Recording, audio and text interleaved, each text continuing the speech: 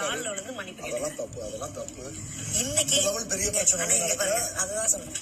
இன்னைக்கு இப்ப நீ அது வந்து நான் சாரி கேக்குறேன், மனசார சாரி கேக்குறேன். அது மாதிரி நான் மறுபடியும் பண்ணேன்னா என்ன நீ என்னன்னு கேளு.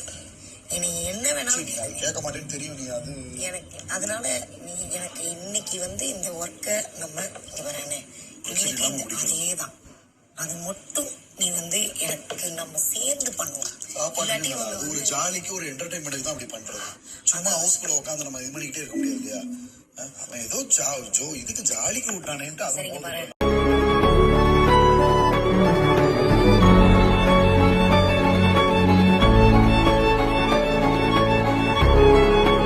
மறப்போம் மன்னிப்போம் அப்படி போயிடுவோமா?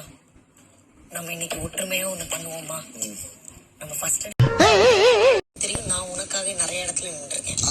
ஆனா நம்ம 2 பேரும் இது பண்ணா வீடு 2 பட்டா ஊரு கூத்தாடும். வேண்டாம், அது நம்ம சான்ஸ் கொடுக்க கூடாது. நீங்க பாரு, அடிச்சாலும் பிடிச்சாலும் ஊர்காரங்க சேர்ந்து இருக்கிறாங்க பாரு, அப்படி கிரியேட் பண்ணணும். இங்க இருக்கிறவனுங்க வந்து இவங்களே குரூப் ஆகி இது பண்ணும்போது அப்ப நம்ம என்ன சும்மாவா? உனக்கு அது புரியுதா புரியலையா? புரியுது. அதுதான் நான் சொல்றேன். மடிச்சு கமன்னு ஒரு ஊத்தப்பத்தை எடுத்துட்டு வாங்க. சரிங்க. அண்ணனுக்கு ஒரு ஊத்தப்பு.